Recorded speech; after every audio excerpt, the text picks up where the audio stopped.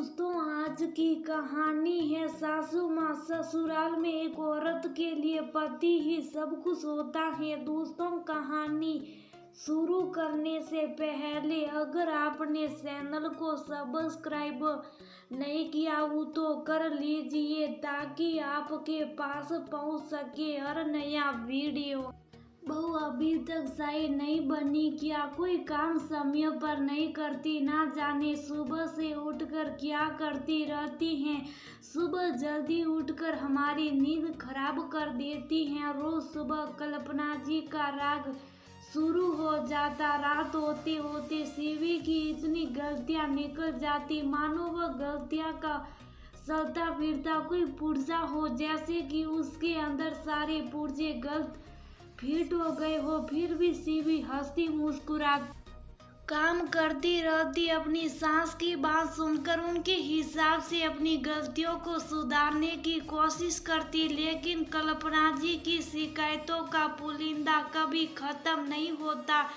पूरे दिन शिवी को करने से कल्पना जी की संतुष्टि नहीं होती और शाम को गौरव के ऑफिस से वापस आते ही वह उसे लेकर बैठ जाती। चाय पीते पीते उनकी शिकायतों का पुलिंदा खुला ही रहता।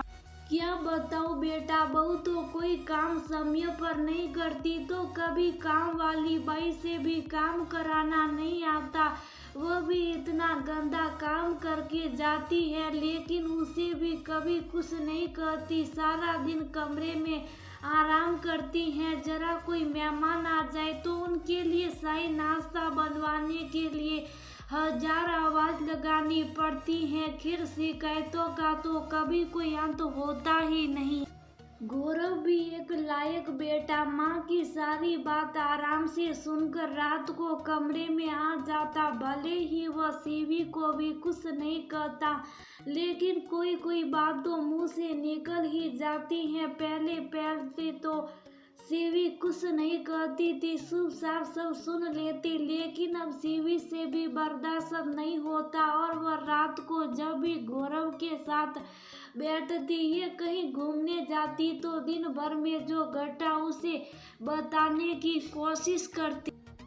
एक दो दिन तो गौरव ने उसकी बात सुन ली, लेकिन अब गौरव जलाने लगा। मैं जब भी तुम्हारे पास बैठता हूँ तुम्हारा शिकायतों का पुलिंदा खुल जाता है। कभी तो कुछ और बात कर लिया करो, हमेशा एक ही बात। मम्मी जी ने ये करा, मम्मी जी ने वह करा। इतनी सीधी तो तुम भी नहीं हो। तुम क्या करती हो पूरे दिन मुझे वो भी पता है। तुमसे कोई काम समय पर नहीं होता। मम्मी पापा को समय से चाय भी बनाकर नहीं दे सकती तो और क्या उम्मीद की जा सकती है तुमसे। तुम्हें पता है कि मैं मम्मी से बहस नहीं कर सकता। तुम खुद देखो तुम्हें ये सब कैसे मैनेज करना, इसलिए अब मैं तुमसे बात करने से कतराने लगा हूँ। मुझे इस बारे में तुमसे कोई बात नहीं करनी। गौरव, जब मम्मी जी तुमसे मेरी शिकायतें करती हैं तब तो तुम उन्हें ऐसा नहीं करते, उल्टा उनकी शिकायत सुनकर मुझे ही सुना देते हो। सारा दिन मम्मी जी को मुझसे कोई ना कोई शिकायत रहती है, उनकी शिकायतों का कोई अंत नहीं। मैं तो किसी से कुछ नहीं कहती, चुपचाप सबकी सुनती रहती हूँ। मम्मी जी को चाय मिलने में 5 मिनट लेट हो जाए तो उनकी शिकायतें शुरू हो जाती हैं, लेकिन वह 5 मिनट पहले चाय नहीं पी सकती। तब ये कह देगी कि इतनी जल्दी चाय कौन पिएगा। आप मम्मी जी से कुछ नहीं कह सकते तो कोई बात नहीं, लेकिन मेरी सुन तो सकती हो। मैं यहाँ तुमसे बंद कर आई हूँ। ससुराल में एक औरत के लिए पति ही सब कुछ होता है, उसके दोस्त, उसका हमदर्द, सब कुछ। अगर वह भी पत्नी के दिल की बात ना सुने तो औरत किससे अपने दिल की बात कहे। जिसे आप शिकायत कर रहे हो तो मेरे दिल को आवाज है। अगर आप नहीं सुनेंगे तो कोई और सुनेगा और आपको बुरा नहीं लगेगा कि आपके घर की बात किसी और को पता लग रही है। जब आप मम्मी जी से मेरी शिकायत सुन रहे हो तो आपको मेरी भी तो बात सुननी चाहिए। आपको दोनों पक्ष पता होने चाहिए। भले ही आज आप किसी से कुछ नहीं कर रहे, लेकिन कभी मेरी ही कमियां ज्यादा दिखाई दी तो कम से कम आपको पता तो होगा कि अकेले में ही गलत नहीं, क्योंकि कभी ताली एक हाथ से नहीं बजती। अगर आप मेरी बातें नहीं सुन सकते हो, मम्मी जी से मेरी शिकायत कैसे सुन लेते हो? इसका मतलब तो यही हुआ ना कि मैं पराई हूँ, इसलिए मेरी बात क्यों सुननी? ये सब कहकर शिवी रोने लगी और करवट बदल कर लेट गई। थोड़ी देर तक गौरव शिवी की कई बातों को सोचता रहा। उसे उसकी बातों में सच्चाई है।